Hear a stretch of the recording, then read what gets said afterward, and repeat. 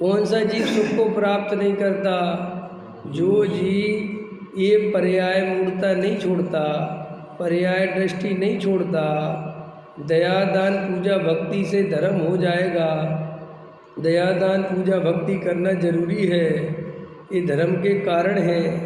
ऐसे अंदर जिनके मान्यता पड़ी हुई है वो सब मिथ्या दृष्टि जीव हैं, और ऐसे जीव कभी भी निश्चय धर्म को, वास्तविक धर्म को, आत्मा के सुख को प्राप्त नहीं कर सकते और संसार पार नहीं हो सकते।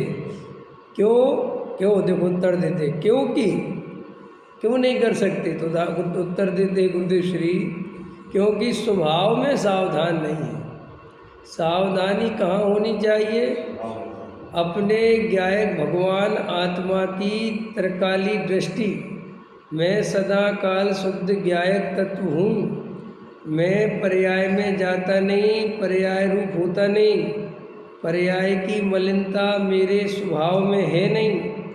वंद मोक्ष ये सब पर्याय के धर्म हैं। मैं तो त्रिकाल निरावरण स्वरूप हूँ, मेरे में कोई आवरण नहीं होता। ऐसे उस ज्ञायक भगवान आत्मा की अभेद दृष्टि करे, त्रिकाल दृष्टि करे, तो ये मोक्ष मार्ग सकता है। और जो बंद मोक्ष वाला अपने को मानता है, पर्याय दृष्टि से अपने को देखता है। समझ में आया? आज पूज्य गुरुदेव श्री का अभी का प्रवचन है, बहुत गजब का प्रवचन है। अभी डला था आज, है ना, द्रव्य दृष्टि का प्रवचन है कि भाई उसका ये है कि पर्याय में कैसे भी रागादि हो। समझ में आया? आत्मा सदा काल शुद्ध ही है।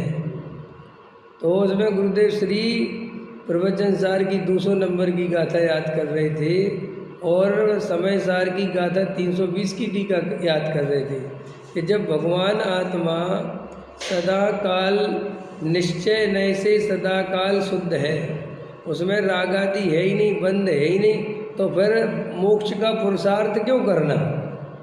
समझ में आया कि नहीं आया? फिर तो मोक्ष का पुरुषार्थ ही व्यर्थ है।